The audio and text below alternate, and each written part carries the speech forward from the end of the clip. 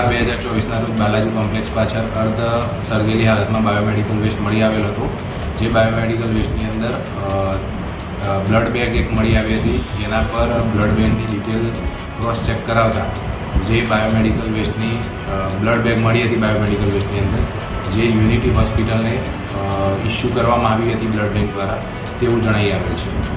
Biomedical વેસ્ટની અંદર જે blood bag મળી છે જે યુનિટી હોસ્પિટલને બ્લડ બેંક દ્વારા ઇસ્યુ કરવામાં આવી હતી, તો જેથી કરીને મોટાભાગે આ બાયોમેડિકલ વેસ્ટ યુનિટી હોસ્પિટલ દ્વારા ત્યાં બાળવામાં આવ્યો તેવું જણાઈ આવેલ છે। આ બાબતે આરોગ્ય વિભાગ દ્વારા તેઓને નોટિસ પાઠવવામાં આવી છે અને તેઓને 48 કલાકની અંદર નોટિસનો જવાબ કરવા માટે સૂચના આપવામાં આવી છે।